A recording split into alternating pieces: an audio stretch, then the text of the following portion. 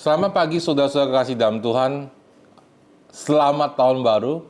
Puji Tuhan saudara ya, tahun baru ini kita berjumpa lagi secara online. Dan kita baru berjumpa secara offline tanggal 8 Januari. Nah, tahun ini saudara kita akan masuk ke dalam tahun Seasons of Signs and Wonder. Atau dalam bahasa Indonesianya adalah musim tanda dan mujizat. Saya mau jelaskan dulu saudara-saudara mengapa kita pakai istilah musim. Biasanya kita selalu pakai istilah tahun, saudara ya. Tahun kebangkitan, tahun apostolik dan profetik. Kemudian saudara, beberapa waktu lalu saudara, sebenarnya saudara, tahun-tahun itu ketika waktu itu terjadi saudara, dan kemudian terutama seperti tahun apostolik dan profetik, dan dulu juga kita ada tahun discipleship, saudara, tahun pemuritan. Ketika tahun itu berlalu, saudara, hati saya itu sebenarnya ada rasa tidak nyaman, saudara. Kenapa, saudara? Karena menurut perasaan saya, rasanya belum puas ya hidup di tahun itu. Kemudian tahun lalu saudara saya bertemu dengan Pastor Michael, dan Pastor Michael menyampaikan kepada saya bahwa ada satu gereja Tuhan yang revelation-nya atau pewahyuan mereka tidak pakai tahun, tapi mereka pakai kata istilah season atau musim. Waktu Pastor Michael ngomong gitu saya langsung klik, benar juga, itu kita harusnya pakai season. Kenapa saudara? Karena tahun dan season itu berbeda saudara ya, tahun itu berlalu. Tapi kalau tahun berlalu nggak berarti season dalam atau musim dalam hidup kita itu berlalu, saudara ya. Musim itu berlaku untuk suatu waktu tertentu. Kalau di dunia ini, saudara ya, kita ada 4 musim ya, dan setiap musim itu berlangsung selama 4 bulan. Tapi saya percaya, saudara, kalau kita bicara musim rohani itu bisa berlangsungnya bertahun-tahun dan kita tidak tahu kapan itu berakhir dan kapan musim yang baru akan terjadi. Menurut saya, Tuhan akan menuntun kita ke situ. Nah, saudara, kita juga tidak melihat atau mengacu kalender orang Yahudi dan sebagainya untuk memberikan tema atau untuk menebak Tuhan mau menuntun kita kemana. Karena pertama, seperti saudara tahu bahwa we are not the Jews, kita bukan orang Yahudi, kita adalah orang-orang yang tadinya tidak percaya Tuhan, yang tadi tidak dapat bagian dari warisan. Di Alkitab dibilang kita ini ada Gentiles, kita adalah orang-orang Yunani, ya, artinya yang cara pola berpikirnya seperti orang dunia ini, saudara. Yang kemudian kita menjadi yang namanya gereja Tuhan. Jadi kita ini gereja Tuhan, saudara, ya. Dan saya percaya bahwa barang siapa dituntun oleh Roh Allah, mereka itu adalah anak-anak Allah. Jadi saudara, season itu dalam hidup kita itu harus Roh Kudus yang tuntun. Nah, selain itu apa alasannya season? Kenapa kita pakai alasan season atau musim? Karena saya percaya saudara, ketika sebuah musim datang dalam hidup kita, Tuhan tuh mau membentuk hidup kita. Tuhan tuh mau membentuk karakter tertentu dalam hidup kita. Dan terutama Tuhan membentuk sebuah budaya dalam hidup kita. Jadi ketika season itu berlalu, saudara, terjadi perubahan paradigma cara berpikir dan budaya dalam gereja kita. Itu sebabnya sudah kita pakai istilah musim atau season. Selain itu, saya percaya bahwa musim itu bisa berulang terjadi dalam hidup kita. Jadi kapan musim itu bisa berakhir? Pertama, sudah musim itu berakhir ketika budaya itu sudah terbentuk. Sehingga kita perlu masuk ke musim yang berikutnya. Jadi saudara, saya percaya bisa sekarang ini, saudara, ini season, signs, and wonders. Ketika season, signs, and wonders ini berlalu, musim signs and wonders ini berlalu, jejak yang ditimbulkan, dampak yang ditimbulkan oleh tahun-tahun itu, di dalam musim itu tetap tertanam dalam hidup kita, sudah menjadi gaya hidup, sudah menjadi pola hidup. Jadi misalnya tahun ini ada tahun di mana kita mulai sebuah season, signs, and wonder, musim tanda dan mujizat. Ketika nanti musim ini berlalu, suatu saat, gaya hidup, tanda dan mujizat terjadi dalam gereja kita. Itu sudah menjadi budaya. Jadi walaupun musimnya sudah berlalu, gaya hidup itu sudah terpatri di dalam hati kita. Itu sebabnya saudara, kenapa kita perlu pakai istilah musim. Dan menurut saya musim ini bisa berulang suatu saat dalam hidup kita ketika Allah mau menegaskan kembali karakter, identitas, dan budaya di dalam gereja kita. Ya, jadi musim itu bisa berulang. Kapan musim itu berlalu? Ketika budaya itu sudah terjadi, atau ketika Roh Kudus menuntun kita masuk ke arah yang berbeda, musim yang berbeda, Karena kondisi atmosfer rohani di sebuah gereja atau sebuah bangsa dan negara pun berubah. Pada waktu itu terjadi, saudara, kita akan rubah tema musim kita sesuai dengan atmosfer rohani pada waktu itu. Amin, saudara. Di dalam Mazmur 74 ayat 17 dikatakan begini, saudara. Engkaulah yang menetapkan segala batas bumi, musim kemarau dan musim hujan, engkaulah yang membuatnya. Jadi saudara, musim itu menjadi sebuah batas juga dalam hidup kita, saudara. Untuk kita berubah, untuk kita bergerak to the next move. Move yang berikutnya. Amin, saudara. Nah, kenapa saudara musim ini adalah musim signs and wonders? Ya, karena kita buka dulu sudah dalam firman Tuhan di dalam Kisah Para Rasul 2 ayat ke-17. Di situ saudara, Rasul Petrus mengatakan nubuatan Nabi Yoel. Dia mengatakan begini, saudara. Firman Tuhan mengatakan bahwa akan terjadi pada hari-hari terakhir, demikianlah firman Allah, dan kita ini sekarang adalah hari-hari terakhir, bahwa aku akan mencurahkan rohku ke atas semua manusia. Maka anak-anakmu laki-laki dan perempuan akan bernubuat. Dan teruna-terunamu akan mendapat penglihatan-penglihatan. Dan orang-orangmu yang tua akan mendapat mimpi. Juga ke atas hamba-hambaku laki-laki dan perempuan akan kucurahkan rohku pada hari-hari itu. Dan mereka akan bernubuat. Dan aku akan mengadakan mujizat-mujizat di atas, di langit dan tanda-tanda di bawah di bumi, dan darah dan api dan gumpalan-gumpalan asap. Matahari akan berubah menjadi gelap gulita dan bulan menjadi darah. Sebelum datangnya hari Tuhan itu, hari yang besar dan mulia itu. Dan barang siapa berseru kepada nama Tuhan akan diselamatkan. Saudara kekasih dalam Tuhan, pada hari-hari terakhir, saudara, firman Tuhan mengatakan, dan kita ini sekarang adalah hari-hari terakhir, Alkitab mengatakan bahwa Allah akan mencurahkan rohnya. Dan di situ kita akan lihat bahwa orang-orang akan mendapatkan mimpi, mereka akan bernubuat, dan Allah juga akan mengadakan tanda dan mujizat melalui gerejanya, saudara. Dan saudara, barang siapa yang berseru kepada nama Tuhan akan diselamatkan.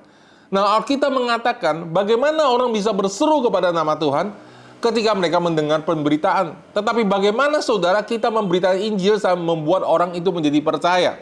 Wah, saudara, zaman sekarang banyak sekali metodenya, saudara. Pelajaran ya, teman saya, saudara, ada gereja yang mengadakan kelas penginjilan ya. Akhirnya gembalanya sekolah penginjilan 1 tahun. Kemudian sudah apa yang terjadi? Penginjilannya nggak bertumbuh, malah bertambah ciut, iya, gitu, saudara. Ya.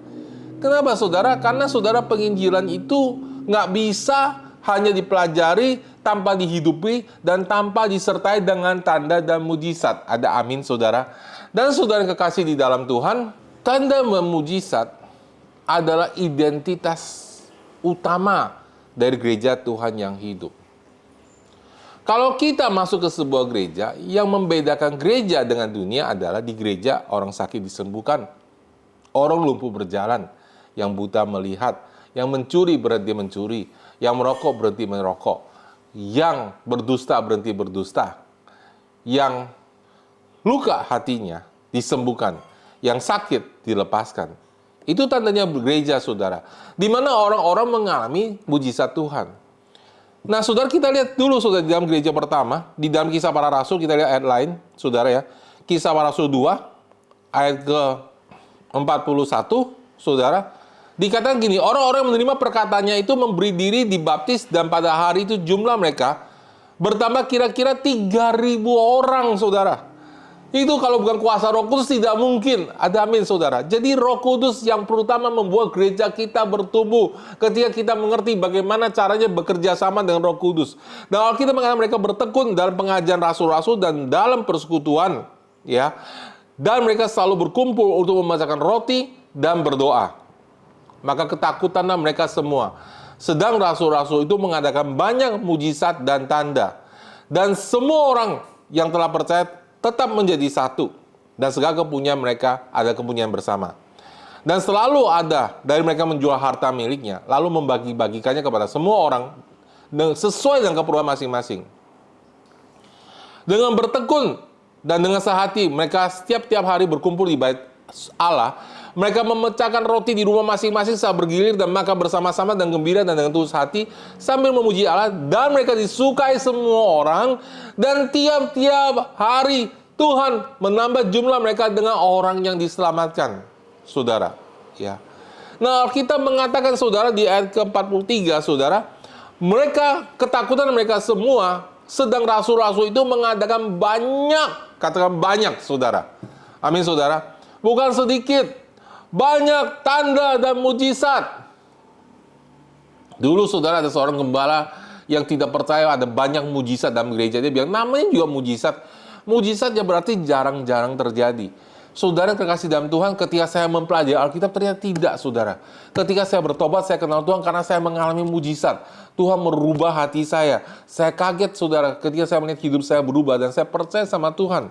Saudara kekasih dalam Tuhan, tanda dan mujizat adalah identitas utama sebuah gereja.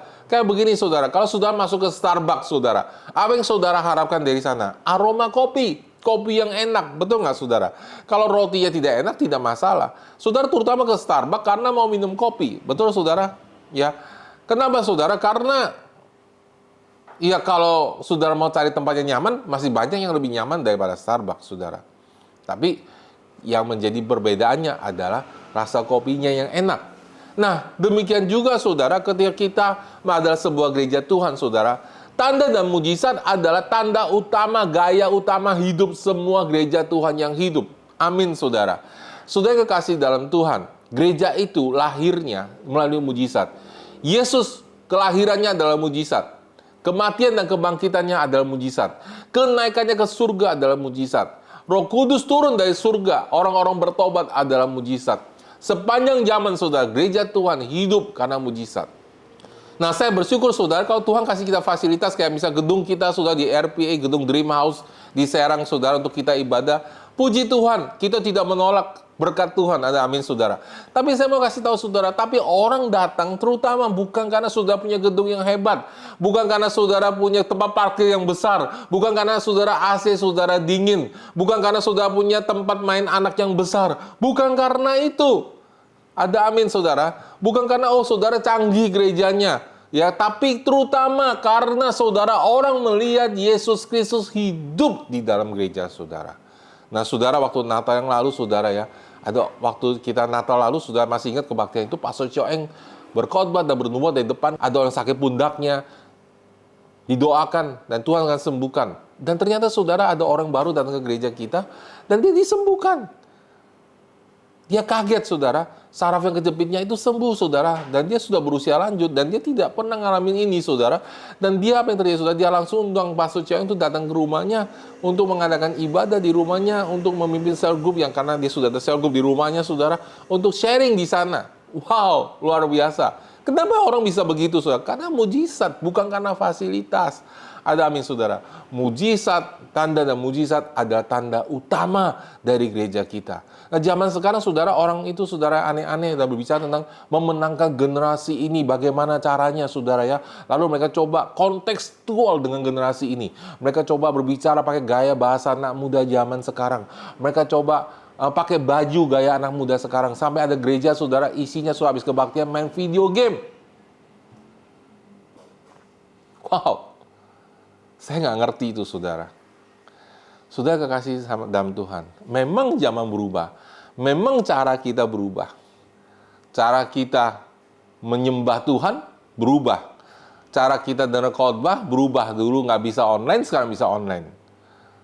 Cara orang berbuat dosa juga berubah. Sekarang bisa online juga berbuat dosanya. Tapi, saudara, firman Tuhan tidak pernah berubah. Kekosongan hati manusia itu tidak pernah berubah. Manusia itu berseru kepada Tuhan untuk mengalami realita Tuhan, untuk mengalami mujizat Tuhan. Jadi, saudara, walaupun, saudara, kita boleh pakai gedung, kita boleh pakai teknologi, tapi fokus kita yang utama, saudara, sebagai orang percaya adalah tanda dan mujizat. Ada amin, saudara. Karena tanda dan mujizat itulah yang membawa, nggak peduli saudara masih muda, saudara udah tua, sudah usia berapapun, tanda dan mujizat membawa orang datang bergabung di dalam rumah Tuhan. Ada amin saudara. Di dalam komunitas keluarga Allah karena mereka mengalami mujizat Tuhan. Karena itu saudara, kita mau saudara tahun ini adalah tahun tanda dan mujizat. Di mana saudara kita mau saudara membuat mujizat itu. Kita sudah banyak sekali mujizat tahun lalu kalau saudara lihat kesaksian kita. Tapi kita mau membuat mujizat itu sebuah pola pikir, sebuah gaya hidup. Sehingga saudara ketika kita ketemu orang sakit datang gereja, pertama yang kita pikirin, lu ke dokter mana? No, saya doakan kamu sembuh. Ada amin saudara. Pola pikirnya berubah. Ya, ketika lihat orang, wah orang punya ini hantunya banyak nih, setannya banyak dalam diri dia, sudah tidak akan takut, tidak akan cari ke gembala, Pak Gembala tolong dong doain dia supaya dia bisa dilepaskan. Enggak, sudah akan bilang oke, sekarang saya sudah dilatih di dalam gereja, maka sekarang sayalah yang akan langsung mendoakan dia. Wow, apostolik itu saudara. Ya, jadi saudara, kita mau tanda dan mujizat ini menjadi sebuah pattern gaya hidup di dalam gereja. Dan saya percaya sudah ketika tanda dan mujizat yang terjadi, gereja itu bertumbuh. Karena saudara, pertumbuhan itu bukanlah tugas kita. Halo, ada amin saudara. Saudara, kalau orang tua saudara punya anak, saudara, ya, saudara nggak doain Tuhan supaya dia bertumbuh tambah besar, tambah besar, tambah besar. Enggak saudara. Saudara kasih dia makan, betul?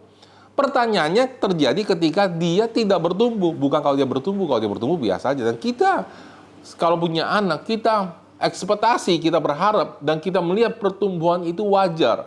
Kenapa anak itu tumbuhnya wajar? Ya karena kita sebagai orang tua, kita kasih makan. Kita kasih minum, kita kasih makanan bergizi. Demikian juga sudah kita sebagai komunitas, kita semua akan bertumbuh. Ketika kita dapat makan yang cukup, ketika kita juga menjadi pelaku firman. Karena salah satu kehendak Yesus adalah kita pergi menginjil saudara dan melakukan tanda dan mujizat. Ada amin saudara. Dan saudara, ketika ini terjadi, dengan sendirinya saudara, hidup saudara, gereja saudara akan bertumbuh. Dan ketika gereja kita bertumbuh, hidup kita juga ke bawah bertumbuh saudara. Ketika kita melihat tanda dan mujizat itu menjadi sebuah gaya hidup. Kayak singa mau caplok makanannya saudara. Ya, apa yang ketika kita lihat orang sakit, wow, kita langsung punya iman, kita bangkit, kita mau doakan dia, melihat kesembuhan terjadi.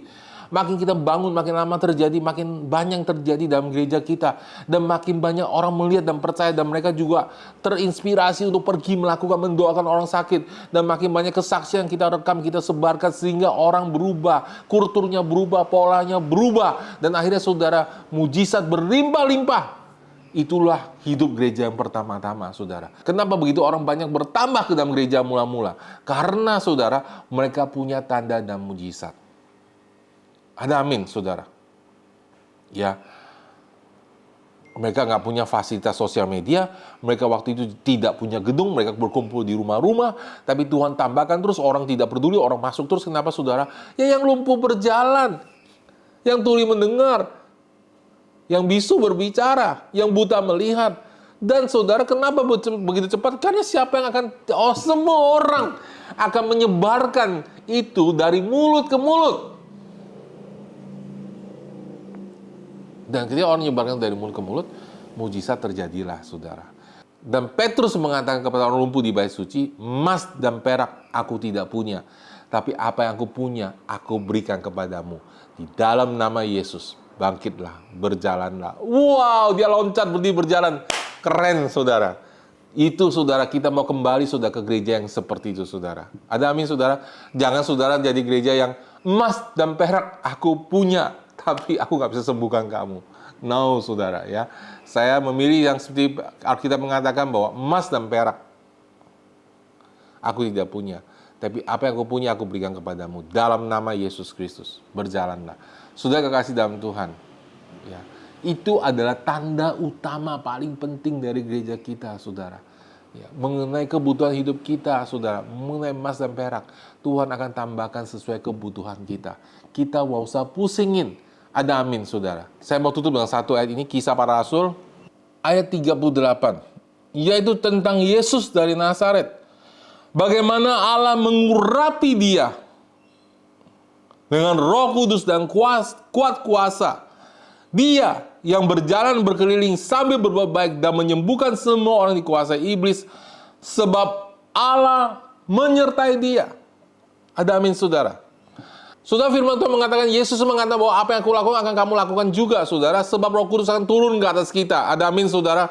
Dan Roh Kudus sekarang sudah turun ke atas kita. Dan Alkitab mengatakan, saudara, bagaimana Allah mengurapi Yesus dengan Roh Kudus dan kuat kuasa, dan dia berjalan keliling sampai berbuat baik. Bagaimana cara berbuat baiknya, saudara? Menyembuhkan semua orang sakit yang dikuasai iblis. Haleluya, saudara. Ada amin. Ya, Yesus pernah kasih orang makan, 5.000 orang makan dengan 5 roti dan 2 ikan. Tapi ketika Yesus kasih makan, saudara, Yesus lakukan itu dengan mujizat. Itu yang membuat orang ikut dia, bukan karena makanannya. Ada amin, saudara. Ya, karena saudara, saya kasih tahu saudara boleh kasih makan kepada orang. Orang susah, dan bahkan kadang-kadang lama bertahun-tahun menginjil. Orang nggak susah berubah. Sulit sekali, saudara. Kadang-kadang hasilnya nihil dan nol. Kenapa, saudara? Karena kita telah melupakan, saudara, tanda identitas kita sebagai gereja.